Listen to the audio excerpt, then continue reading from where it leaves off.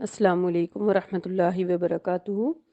Rabbi श्रह ली सदरी वयस्सिर ली अमरी वहलुल उक़दतम मिन लिसानी यफ़क़हू क़ौली। रब्बना ज़िदना इल्मा अल्लाहुम्मा फ़क़्हिना फ़िद्दीन।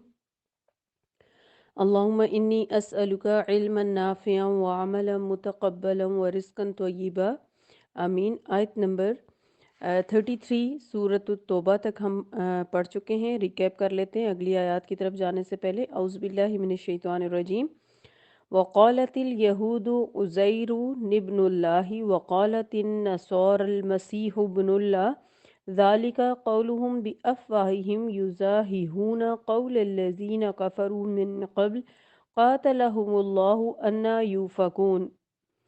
इत्तख़ज़ू अहबारहुम व रुहबानहुम अरबाबम मिन दूनिल्लाहि वल मसीह इब्न मरियम वमा उमिरू इल्ला लियअबुदू इलाहम वाहिदा ला इलाहा इल्ला हुवा सुब्हानहु अम्मा युशरिकून। यहूदी कहते हैं उज़ैर अल्लाह का बेटा है और ईसाई कहते हैं कि मसीह अल्लाह का बेटा है। ये तो इनके मुंह की बातें हैं और वो इन काफिरों के कौल की रीस कर रहे हैं जो इनसे पहले थे।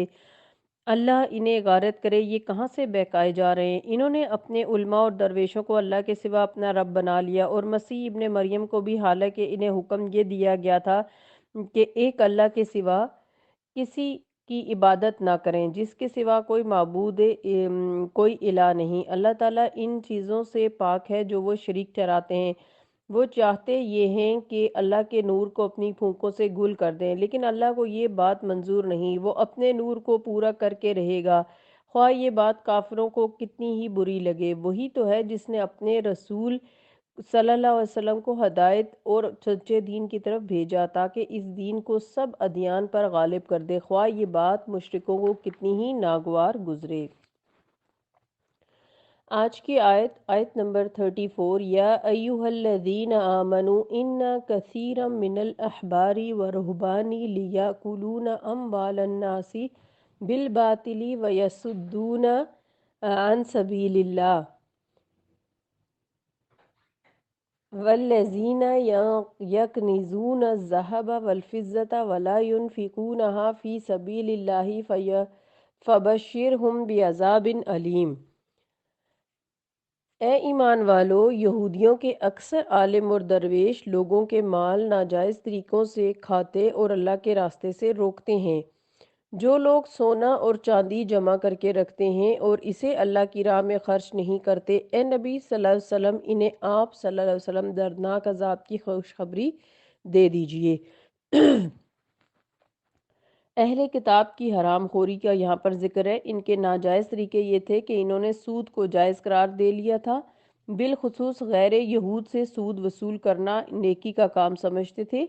नीज़ गैर यहूद के अम्वाल जिस जायज़ और नाजायज़ तरीके से हाथ लग जाएं वो इनके नज़दीक हलाल और तय्यब थे।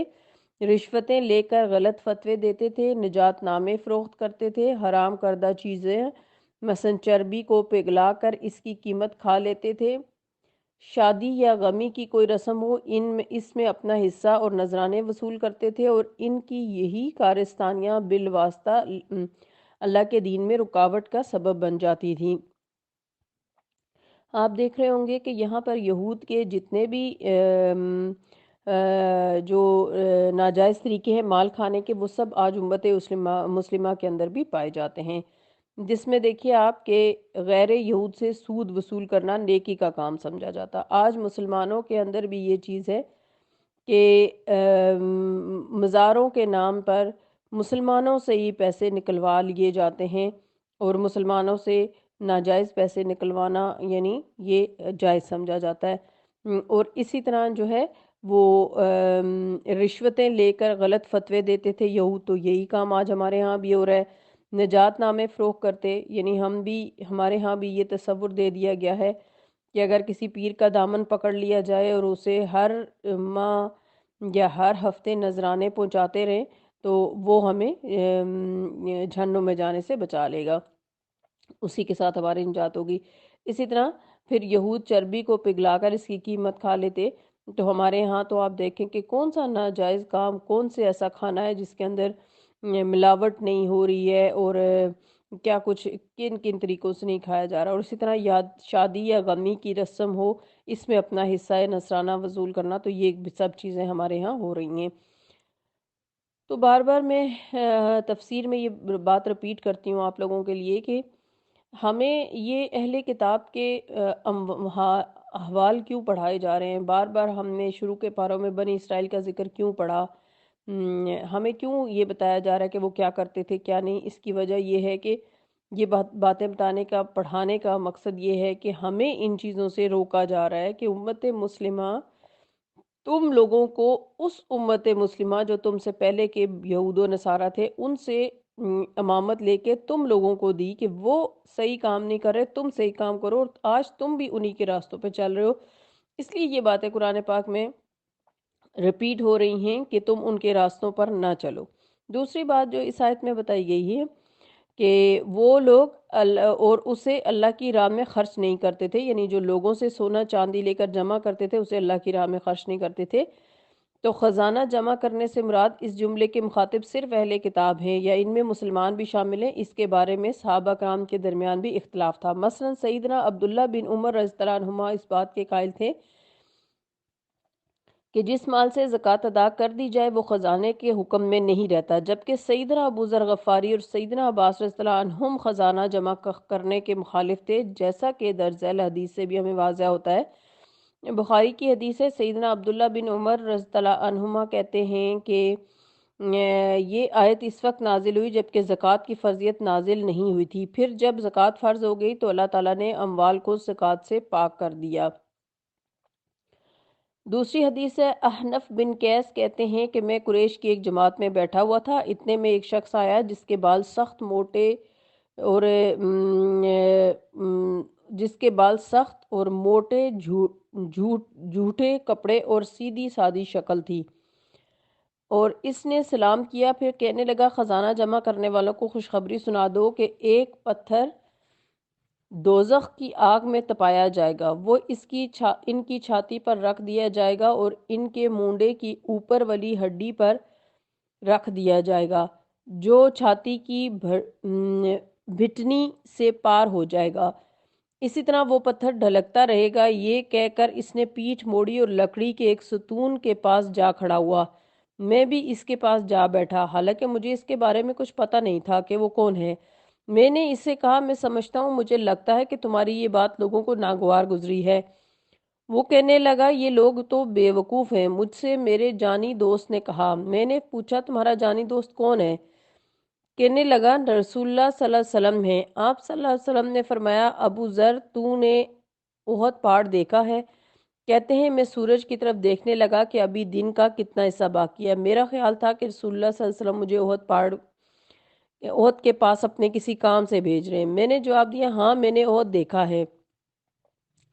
فرمایا، میں نہیں چاہتا کہ میرے پاس احد پہاڑ کے برابر سونا ہو، اور اگر ہو تو میں 3 دینار کے علاوہ سب اللہ کی راہ میں خرچ کر ڈالوں، اور یہ لوگ تو بے خوف ہیں جو روپیہ اکٹھا کرتے ہیں، اور اللہ کی قسم میں تو ایسے لوگوں سے نہ دنیا کا کوئی سوال کروں گا نہ دین کی کوئی بات پوچھوں گا یہاں تک کہ اللہ عز و جل سے جا ملوں۔ یہ صحیح بخاری کی حدیث ہے۔ تیسری حدیث سیدنا ابو ذر غفاری رضی اللہ عنہ کا مسلک کے حوالے سے، زید بن وہب کہتے ہیں کہ میں نے زبدہ مدینہ کے قریب ایک مقام ہے، میں ابو ذر غفاری رضی اللہ عنہ کو دیکھا تو پوچھا، تم یہاں جنگل میں کیسے آ گئے؟ انہوں نے کہا، ہم ملک شام میں تھے، مجھ میں اور معاویہ رضی اللہ عنہ گورنر شام میں جھگڑا ہو گیا۔ میں نے یہ آیت پڑھی، والذین یکنزون الذھب والفضة ولا ينفقونها فی سبیل اللہ فبشرہم بعذاب علیم۔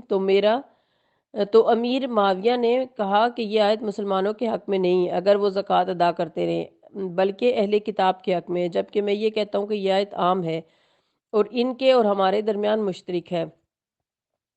اس سے میرے اور ان کے درمیان اختلاف پیدا ہو گیا۔ انہوں نے سیدنا عثمان رضی اللہ عنہ سے میری شکایت کی تو عثمان رضی اللہ عنہ نے مجھے خط لکھا کہ آپ مدینہ آ جائیے۔ میں مدینہ آیا تو میرے پاس لوگوں کا ہجوم لگ گیا، یوں لگتا تھا جیسے انہوں نے مجھے کبھی نہ دیکھا ہو۔ میں نے عثمان رضی اللہ عنہ سے اس کا ذکر کیا تو انہوں نے مجھ سے کہا، آپ اس ہجوم سے تنگ ہیں تو یہاں سے دائیں بائیں ہو جائیں، اس لیے میں اب یہاں آ گیا ہوں۔ یہ بھی صحیح بخاری کی حدیث ہے۔ اس میں بھی یہ بتایا جا رہا ہے کہ بعض صحابہ کہتے تھے کہ یہاں پر سب کو حکم دیا جا رہا ہے، اور بعض کہتے تھے کہ یہ اہل کتاب کے لیے صرف یہ بات کہی گئی ہے۔ اس سے اگلی آیت بھی اسی سے ملتی جلتی ہے، آیت نمبر 35، یوم یحما علیہا فی ناری جہنم فتقوی بہا جبابہم وجنوبہم وظہورہم ھذا ما کنزتم لانفسکم فذوقوا ما کنتم تکنزون۔ جس دن اس سونے اور چاندی کو جہنم کی آگ میں تپایا جائے گا، پھر اس سے ان کی پیشانیوں، پہلوؤں اور پشتوں کو داغا جائے گا، اور کہا جائے گا یہ ہے وہ خزانہ جو تم نے اپنے لیے جمع کر رکھا تھا، لہٰذا اب اپنی جمع شدہ دولت کا مزہ چکھو۔ تو زکوٰۃ ادا نہ کرنے والوں کو وعید دی گئی ہے۔ اس آیت کی مزید وضاحت کے لیے صحیح بخاری کی حدیث دیکھتے ہیں۔ سیدنا ابو ہریرہ رضی اللہ عنہ کہتے ہیں کہ رسول اللہ صلی اللہ علیہ وسلم نے فرمایا، جسے اللہ نے مال دیا اور اس نے زکوٰۃ ادا نہ کی تو اس کا مال گنجے سانت کی شکل میں اس کے پاس لایا جائے گا، جس کی پیشانی پر 2 نقطے ہوں گے۔ قیامت کے دن اس کا توق بنایا جائے گا، پھر وہ اس کے دونوں جبڑوں کو کاٹے گا اور کہے گا میں تیرا مال ہوں، میں تیرا خزانہ ہوں۔ پھر آپ صلی اللہ علیہ وسلم نے سورہ آل عمران کی یہ آیت تلاوت فرمائی، وَلَا يَحْسَبَنَّ الَّذِينَ يَبْخَلُونَ۔ یہ آیت ہم پڑھ چکے ہیں۔ اگلی حدیث ہے سیدنا ابو ہریرہ رضی اللہ عنہ کی روایت ہے کہ آپ صلی اللہ علیہ وسلم نے فرمایا، جو سونے اور چاندی کا مالک اس کا حق ادا نہیں کرے گا تو قیامت کے دن اس کے لیے آگ کے تختے بنائے جائیں گے، پھر انہیں دوزخ کی آگ سے خوب گرم کر کے اس کے پہلو، پیشانی اور پیٹھ پر داغ لگایا جائیں گے۔ جب وہ ٹھنڈے ہو جائیں گے تو دوبارہ گرم کیے جائیں گے، اور اس دن مسلسل یہی ہوتا رہے گا جس کی مقدار 50,000 سال ہے۔ بالآخر جب بندوں کا حساب ہو جائے گا، یا اسے جنت کا راستہ بتا دیا جائے گا یا دوزخ کا۔ یہ صحیح مسلم کی حدیث ہے۔ تو ان ساری حدیث سے کیا پتہ چلتا ہے کہ اگر اللہ، پہلی بات تو یہ کہ خزانے جمع کر کے نہیں رکھنے چاہیے، انہیں اللہ کی راہ میں خرچ کرتے رہنا چاہیے، اور دوسری بات یہ کہ سونا چاندی جمع کیے ہیں اگر، یا کسی کے پاس سونا چاندی ہیں اور وہ نصاب پر اترتے ہیں تو ظاہر ہے ان کا زکوٰۃ دینی ہوگی، یا جو مال ہے اس میں سے صدقات نکالنے ہوں گے، ورنہ وہ اس طرح عذاب بن جائیں گے۔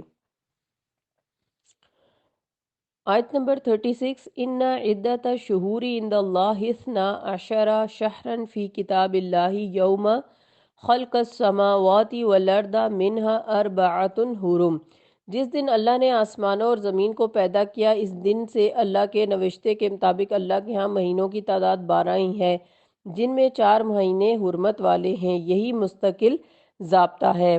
فلا تظلموا فیہن انفسکم وقاتلوا المشرکین کافۃ کما یقاتلونکم کافۃ واعلموا ان اللہ مع المتقین۔ لہٰذا ان مہینوں میں قتال ناحق سے اپنے آپ پر ظلم نہ کرو، اور مشرکوں سے سب مل کر لڑو جیسے وہ تم سے مل کر لڑتے ہیں، اور جان لو کہ اللہ پرہیزگاروں کے ساتھ ہے۔ پہلی بات، اس آیت میں حرمت کے مہینوں کی تقدیم اور تاخیر کے بارے میں بتایا گیا ہے۔ حرمت کے مہینے عرب کا رواج ہے کہ جسے اسلام نے بحال رکھا۔ جس طرح اہل کتاب اپنی اغراض اور دینی مفاد کی خاطر احکام الہی میں ہیرا پھیری کر لیتے تھے، اسی طرح عرب کے مشرکین بھی کر لیا کرتے تھے، اور اسی مناسبت سے یہاں ان کا ذکر آ رہا ہے۔ مشرکین عرب کے نزدیک 4 ماہ حرمت والے تھے، ذی القعدہ، ذوالحجہ اور محرم حج کے لیے، اور رجب عمرے کے لیے۔ ان مہینوں میں لوٹ مار اور جدال و قتال حرام تھا، اور اس دوران میں لوگ آزادی کے ساتھ سفر اور تجارت وغیرہ کر سکتے تھے۔ اگرچہ لوٹ مار اور لڑائی جھگڑا ہر وقت ہی ایک گناہ کا کام تھا، تاہم ان مہینوں میں اسے شدید تر گناہ سمجھا جاتا تھا۔ لیکن مشرک اپنی اغراض کی خاطر ان مہینوں میں عدل بدل کر کے سال میں 4 حرمت والے مہینوں کی تعداد پوری کر لیتے۔ مثلا کوئی زور آور قبیلہ جب محرم میں اپنے کسی کمزور دشمن قبیلے سے انتقام لینا یا جنگ چھیڑنا چاہتا تو وہ یہ اعلان کر دیتا کہ اس سال محرم کے بجائے صفر حرمت والا مہینہ قرار دیا جائے گا۔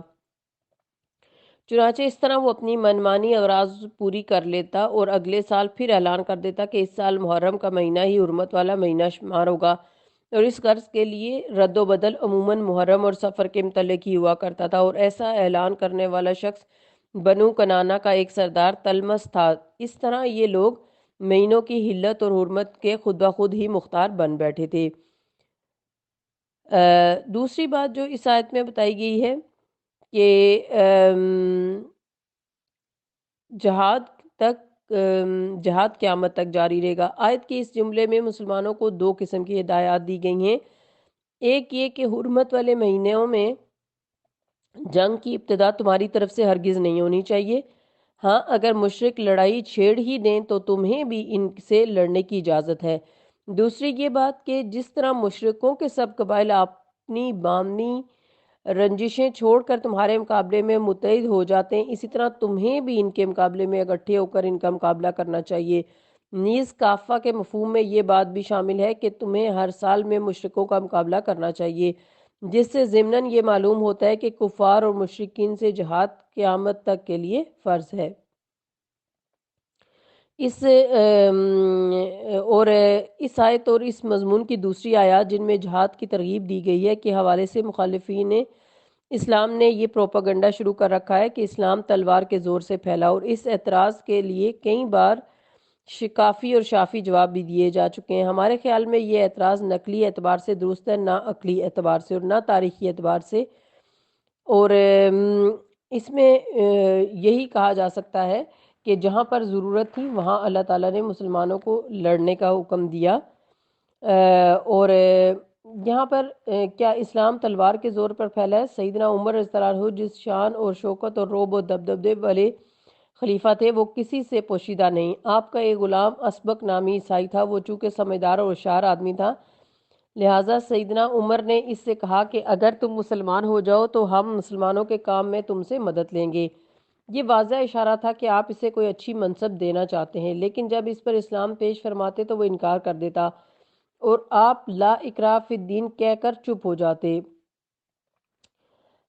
گویا تلوار یا دباؤ کے ذریعے سے تو سیدنا عمر رضی اللہ عنہ اپنے غلام کو بھی مسلمان نہ بنا سکے، پھر یہ کیسے باور کیا جا سکتا ہے کہ وسیع و عریض مفتوحہ علاقے میں انہوں نے مفتوحین کو تلوار کے ذریعے سے مسلمان بنا لیا ہوگا؟ تو اس لیے اس قسم کے جو باتیں ہیں وہ بالکل بھی معنی نہیں رکھتی ہیں اور نہ ہی وہ صحیح ہو سکتی ہیں۔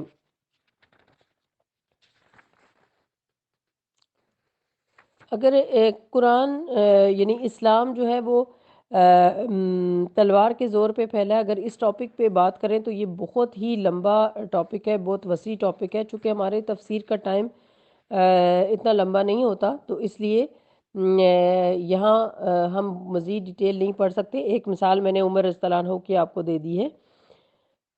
اگلی آیت کی طرف چلتے ہیں، آیت نمبر 30 آیت نمبر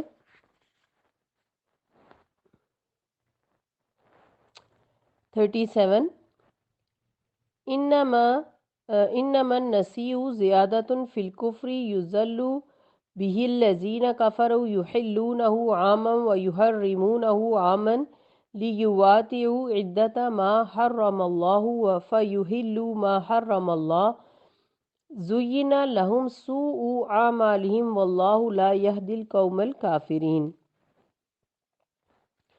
مہینوں کو پیچھے ہٹا دینا ایک مزید کافرانہ حرکت ہے جس سے کافر گمراہی میں پڑے رہتے ہیں۔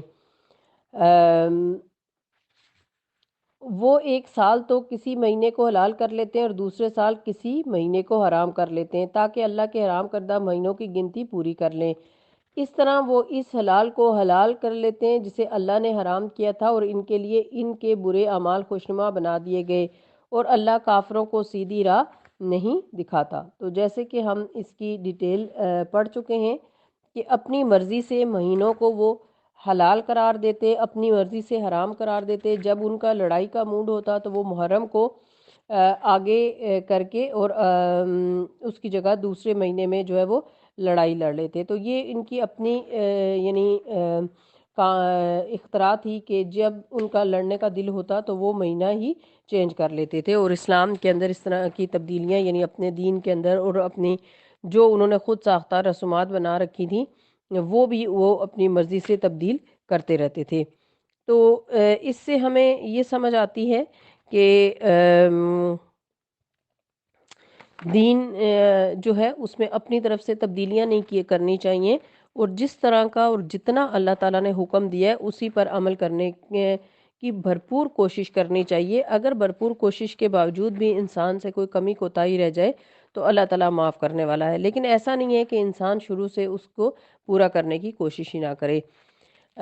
آج جو ہم نے تفسیر پڑھی ہے اس میں ہمیں مشرکین عرب کے طریقے بتائے گئے کہ کس طریقے سے وہ دین کے اندر یعنی تبدیلیاں کرتے تھے، اور اہل کتاب کے بارے میں بتایا گیا کہ ان کے مال ناحق کھانے کے کیا کیا طریقے تھے، اور جیسے کہ میں نے آپ کو شروع میں بتایا کہ پھر اس میں یہ چیز آتی ہے کہ امت مسلمہ بھی بالکل انہی کے راستوں پر چل نکلی ہے، اور امت مسلمہ کو ہدایت دینے کے لیے قرآن پاک میں یہ آیات آئی ہیں کہ ان چیزوں سے تم نے بچنا ہے۔ یعنی 1400 سال پہلے قرآن نے ہمیں آگاہ کر دیا تھا کہ ان ساری چیزوں سے تم نے خود کو بچانا ہے، لیکن اس کے باوجود امت مسلمہ کا حال یہ ہے کہ نہ انہوں نے قرآن پڑھا ہوا ہے، نہ اسے سمجھا ہوا ہے، اور نہ ہی وہ اس کے مطابق اپنی زندگیاں گزار رہے ہیں۔ اللہ تعالیٰ ہم سب کو قرآن پاک کا بہترین علم عطا فرمائے اور اس کے مطابق زندگی گزارنے کی توفیق عطا فرمائے، آمین۔ سبحانک اللہم و بحمدک نشہد ان لا الہ الا انت نستغفرک و نتوب الیک۔ السلام علیکم ورحمۃ اللہ وبرکاتہ۔